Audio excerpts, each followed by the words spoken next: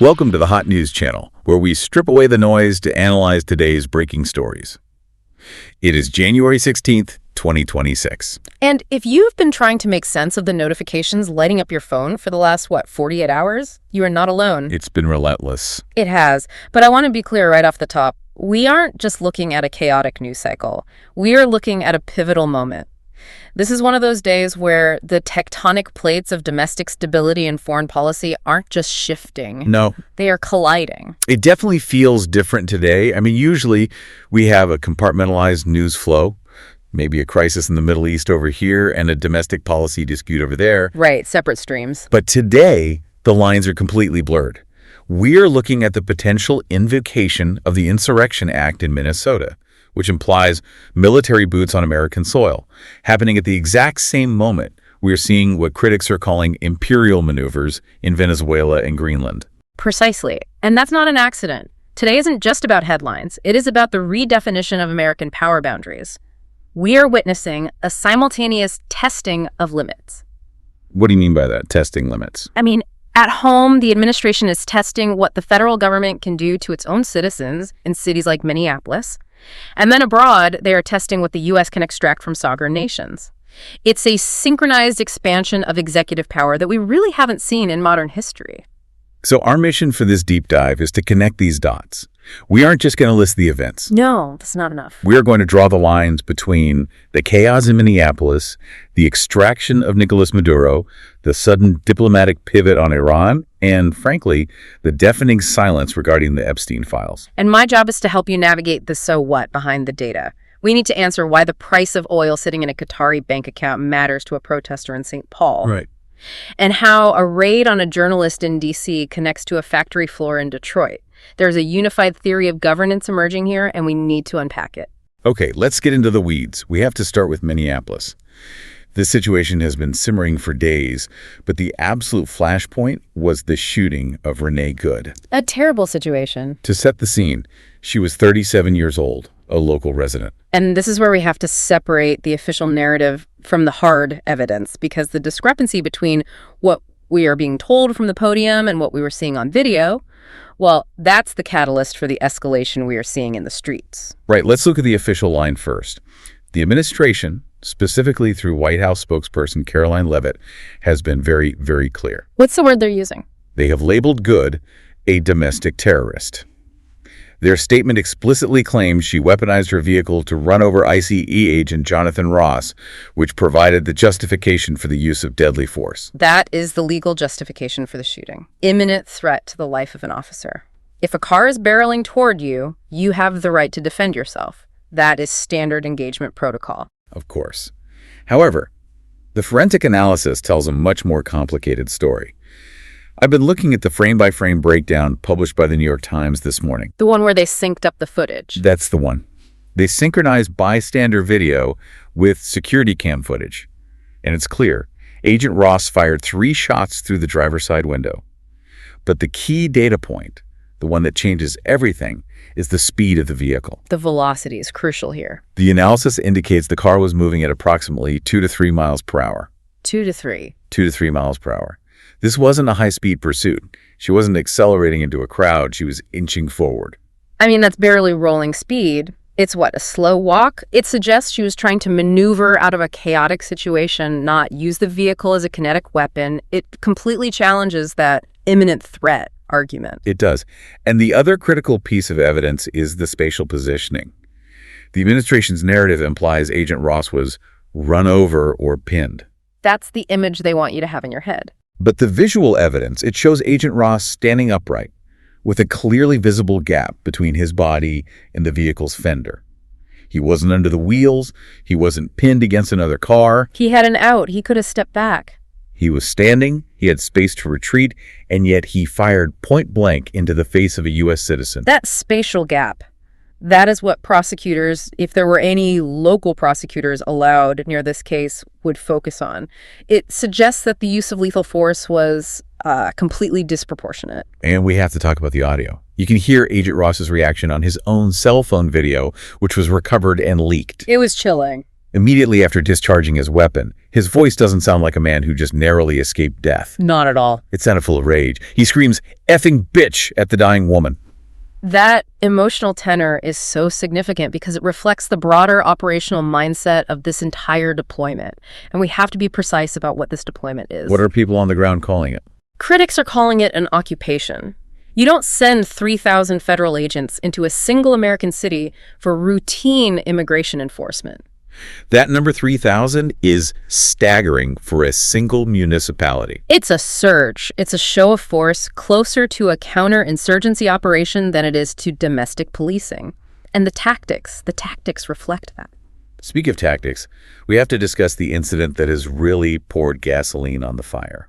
We have confirmed reports of an ICE engagement involving a vehicle containing 6 children. This is the detail that shifts public sentiment entirely, isn't it? It has to.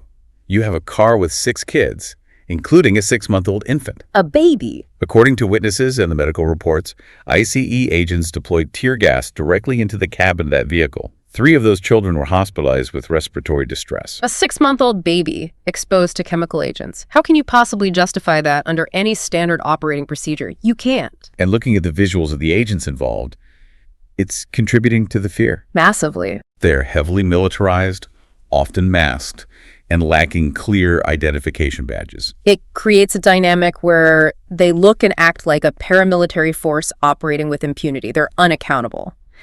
This has led to a total breakdown in interagency cooperation. Is that happening? Are local police pushing back? Oh, absolutely. You have Sheriff Rochelle Bilal in Philadelphia watching this from afar, publicly stating that law enforcement professionals do not stand in front of moving vehicles. She is essentially rebuking the federal tactics and telling ICE to stay out of her jurisdiction. And it's not just Philadelphia.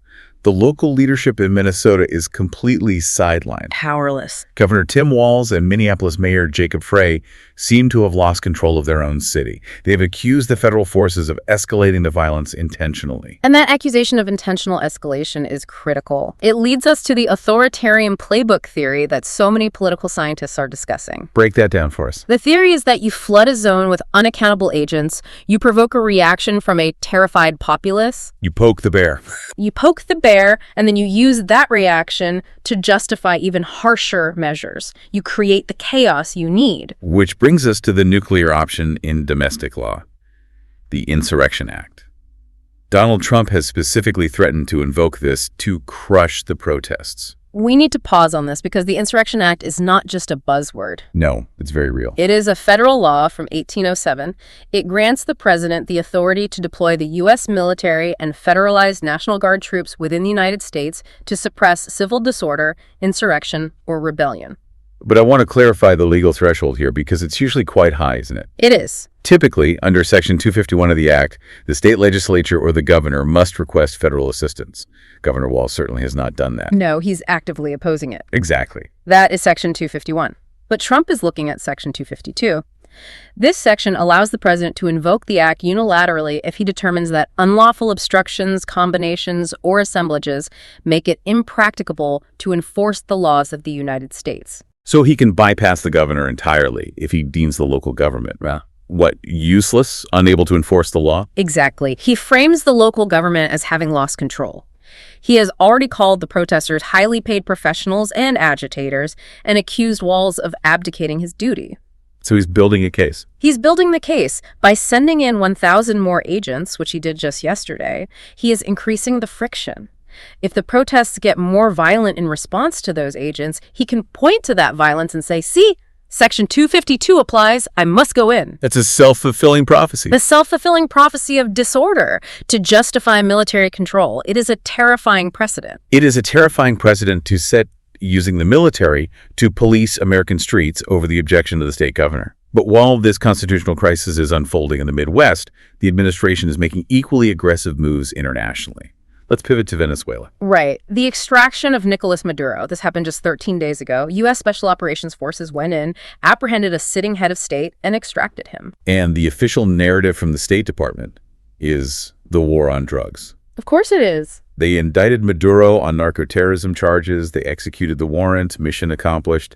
But the political fallout is Well, it's confusing, to say the least. The expectation from almost every foreign policy analyst was that Maria Corina Machado would take power. Right. Machado is the opposition leader. She essentially won the recent election. She is the darling of the Western Democratic Alliance. So the logic would be you remove the dictator. And you install the democratically elected replacement. But that is not what happened. The U.S. has installed Delcy Rodriguez. Delcy Rodriguez was Maduro's vice president. He's number two. The number two in the very regime we just decapitated. Continuity is it's startling. And there is a bizarre anecdote that really highlights the betrayal Machado must be feeling right now. What's that? In an attempt to secure U.S. support, Machado reportedly presented Donald Trump with a Nobel Peace Prize medal. Wait, hold on. She gave him an actual Nobel medal? An actual historic medal. It's an artifact of immense value. This specific medal was originally given by General Lafayette to Simon Bolivar, the liberator of South America. Wow. It is a symbol of revolutionary freedom and the bond between the Americas. And Machado gifted this to Trump as a gesture of goodwill, appealing to his ego and his self-image as a liberator. So she hands over this priceless piece of history. And Trump accepts the gift, keeps the medal, and then sidelines her completely. He installs Rodriguez instead. Why? Why do that? Because Machado represents a messy, transparent, democratic transition. She would want audits. She would want parliamentary procedure. And accountability? Accountability. Delcy Rodriguez represents the deep state of Venezuela. She controls bureaucracy. And most importantly, she controls the oil infrastructure. So it brings us back to the resources. It always does. The administration is shouting war on drugs, but the actions scream war for oil. And we have experts weighing in on that. We do. We have to look at the critique from someone like Dr. Charles LeBaron, the former CDC epidemiologist. He argues that the narco-state justification is scientifically flawed. He says the U.S. opioid crisis is driven by domestic demand in pharmaceuticals, not Venezuelan supply. It's a convenient lie. So if the drug war narrative is a smokescreen, let's follow the money. You found data regarding oil purchases immediately following the extraction. This is the hidden truth of the operation. In the less than 2 weeks since Maduro was removed, the U.S. has purchased $500 million worth of Venezuelan crude. $500 million. In just over 13 days. That's a staggering amount of money. It is. But here's the mechanism that makes it suspicious. That money didn't go into the Venezuelan central bank. It hasn't been used to buy food or medicine for the Venezuelan people. That $500 million is currently sitting in a restricted account in a Qatari bank. Why Qatar? Why not a U.S. escrow account if it's about stabilization? That is the billion-dollar question, isn't it? Qatar acts as a neutral financial intermediary that is often outside the immediate jurisdiction of U.S. courts in terms of seizure, yet accessible for specific geopolitical transactions. So the money is sort of untouchable but usable? Exactly. By parking the money there, it suggests the funds are being held as leverage or perhaps as a slush fund for the new Rodriguez administration to ensure loyalty. It bypasses all the transparency that a democratic transition under Machado would have required. It's an economic seizure. It is, effectively. The U.S. removed the guy who wouldn't sell, installed the woman who would, and parked the cash offshore. So we have an occupation in Minneapolis and a resource seizure in Venezuela. Then we have the third pillar of this week's chaos, the Iran pivot.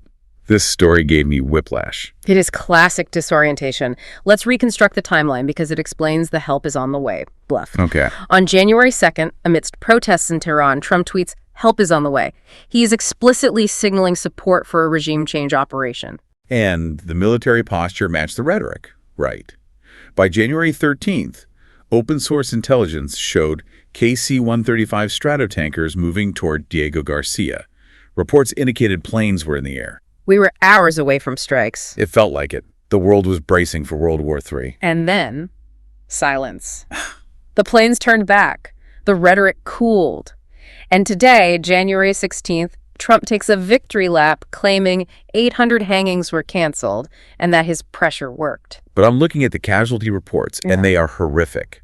U.S. and Israeli sources are citing numbers as high as 20,000 protesters killed. We have to exercise extreme caution with those numbers. While the violence is undeniably real and horrific, independent analysts and local sources on the ground suggest the 20,000 figure might be significantly inflated by intelligence agencies. Specifically the CIA and Mossad. That's what they're saying. Why inflate the numbers? To manufacture consent. If you want to justify a war to a war-weary American public, you need a massacre. You need a humanitarian catastrophe so large that intervention feels morally mandatory. But the intervention didn't happen. It didn't. So why not? If the assets were moving, who stopped the clock? The diplomatic back channel. This is where the Gulf states, Saudi Arabia, Qatar, Turkey stepped in. They got nervous. They panicked. They know that a U.S. strike on Iran doesn't just mean war in Tehran. It means missiles raining down on Riyadh and Doha. It means the closure of the Strait of Hormuz. Their entire economies are at risk. So they lobbied the White House? They applied massive pressure. They likely threatened economic consequences or the withdrawal of basing rights. And Trump blinked. So the tweet. The help is on the way tweet turned out to be performative. Lindsey Graham is reportedly furious about this. He has been telling reporters that the U.S. lacked the assets on the ground to actually pull off a regime change and that the administration backed down. So the victory about canceled hangings is? It's a face-saving narrative. He encouraged the protesters to rise up, promised them air support, and then cut a deal with the Gulf monarchies to maintain stability. The protesters were left exposed. From the desert to the ice. We have to talk about Greenland. I think a lot of people dismissed this as a joke initially. Yeah, no, I did. But the administration is treating the acquisition of Greenland as a primary objective. It's deadly serious. This isn't just about ego. It's about the GIUK gap, the strategic naval choke point in the North Atlantic, and it's about rare earth minerals.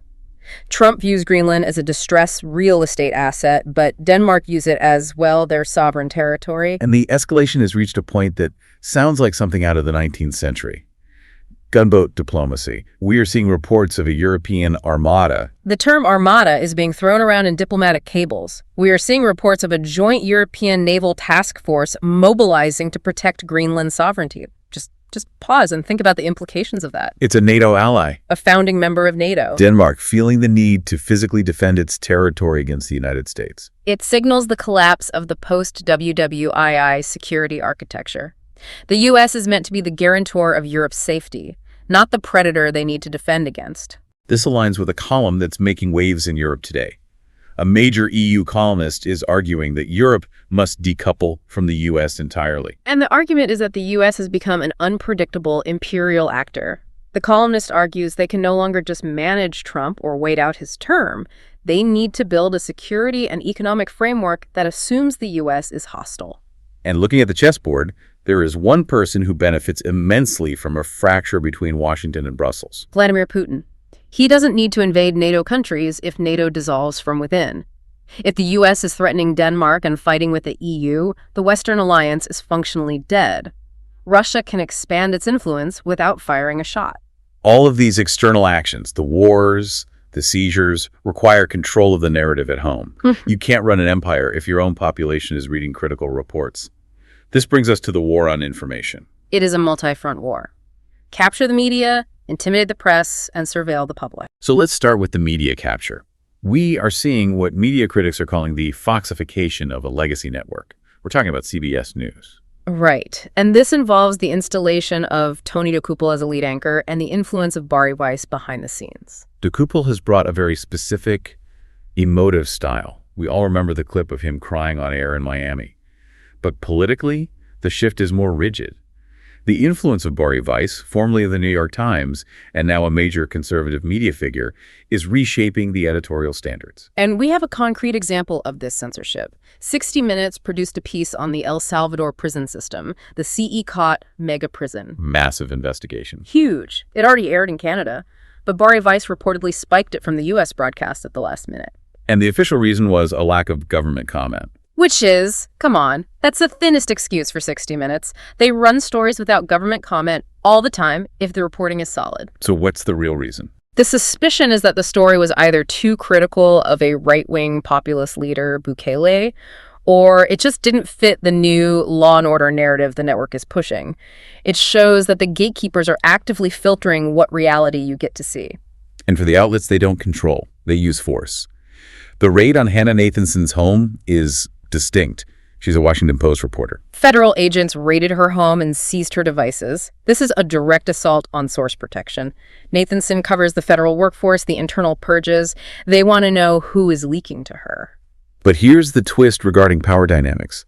Jeff Bezos owns the Washington Post. He's been trying to play nice with the administration. Bezos tried the appeasement strategy, didn't he? He absolutely did. He funded Melania Trump's documentary for millions of dollars. He attended the inauguration. He thought his wealth and his gestures would buy him a shield. But they raided his employee anyway. They did. Which teaches a brutal lesson. You cannot buy safety from this administration. Appeasement failed. Funding the documentary didn't protect the First Amendment rights of his staff. It just signaled that he was willing to bend. So they're clamping down on the press. But what about the average citizen? This brings us to the Foundry expansion. This is the invisible infrastructure of the police state. Palantir, the data analytics company, has expanded its Foundry software into 4 major federal agencies, including HHS Health and Human Services and DHS, Department of Homeland Security. Can we explain how this works technically? Because data sharing sounds so benign to some people. It does. But think of Foundry as an ontology layer. It sits on top of all these disparate databases, your medical records at HHS, your travel history at DHS, your financial records from somewhere else. It integrates them into a single searchable interface. You can cross-reference everything. Everything. It allows an analyst to ask a question like, show me all individuals who visited a respiratory clinic in Minneapolis, HHS data, and also attended a protest, geolocation data. That is incredibly specific targeting. And we have Jonathan Greenblatt from the ADL, the Anti-Defamation League, on record, discussing how deep this monitoring goes. He admitted it. He admitted they are monitoring extremists in spaces we didn't even think were political. They are tracking chats and video games. They are analyzing Uber receipts. There were receipts. Uber receipts. And he specifically mentioned tracking a group called the Turtle Island Liberation Front. Turtle Island usually refers to North America in indigenous nomenclature. Exactly. It suggests they are tracking indigenous activists or environmental groups with the same tools used for counterterrorism. It is effectively the arrival of a social credit system in America. It's not about credit scores. It's about a loyalty score derived from your entire digital footprint. So we have domestic occupation, foreign extraction, and total surveillance. The big question is, why the rush? Why is all of this happening in the first 2 weeks of the year? This is the distraction theory. All of this noise, the armadas, the raids, the tweets, it serves a purpose. It drowns out the slow drip of the Epstein files. We've only seen, what, about 2% of the files released so far? Only 2%. And That 2% is damaging. The administration knows what is in the other 98%. Trump knows his name is in the mix. He needs the news cycle to be about anything else. He needs you looking at Greenland so you don't look at the court documents. But the public isn't entirely distracted. There was a raw moment at the Ford factory in Detroit that suggests the anger is boiling over. The FU incident. It's a moment that pierces the veil of control. What happened? Trump is touring the factory floor doing the standard photo op, and a worker, TJ Sabula, shouts, "Pedophile protector" at him. That's a direct reference to the Epstein Association. Yeah. And Trump didn't ignore it. He couldn't. He lost his composure. He shouted, "F you back," and gave the worker the finger. For a president to engage in a shouting match with a factory worker, it shows extreme fragility. It shows the accusation landed. And TJ Sabula was suspended by Ford for that outbreak. And he was. But look at the public response. A GoFundMe for Sabula has already raised over $800,000. That is a massive signal. It shows that while the media might be foxified, a huge segment of the public is willing to put their money behind anyone who speaks truth to power. And speaking of money, the final piece of this puzzle is the economy. While the administration is spending billions on military deployments, they are preaching austerity to the working class. Ah, yes, the great healthcare plan. The branding is great, but the policy is hollow. It focuses on transparency posting prices, but offers zero funding to help people actually pay those prices. But the quote that really encapsulates this era, I think, came from Brooke Rollins, the agriculture secretary. I know which one you mean. Americans need to accept taco-sized tortillas instead of burrito-sized tortillas. It sounds like a joke, but she was serious. Deadly serious. It is the defining metaphor for this administration's economic policy. It is the language of scarcity. They are telling you to shrink your life, eat less, lower your expectations. And the contrast is what hurts. They tell you to eat a taco-sized tortilla to save pennies while they spend $500 million buying Venezuelan oil to stash in a Qatari bank. Exactly. They spend billions mobilizing the military against Minneapolis. They spend millions on surveillance software. The empire is expensive. The police state is expensive. And the citizen is being asked to finance it by accepting a lower standard of living. That brings us full circle. It does. The administration is projecting imperial strength abroad, seizing leaders, buying Greenland and projecting police power at home, shooting citizens, raiding the press. But it is all a mask. It is a loud, violent mass designed to hide the fragility of a leader terrified of a court file and an economy that is no longer working for the people who built it. It's a strategy of tension. Yeah. Keep the fires burning so nobody notices the house is being looted. That is the reality of January 16th, 2026. Well, we will be here to track every move. If you found this deep dive valuable, hit the plus or follow button on your podcast app and give us a like. Subscribe to the Hot News channel for more deep dives. Until we meet again, goodbye.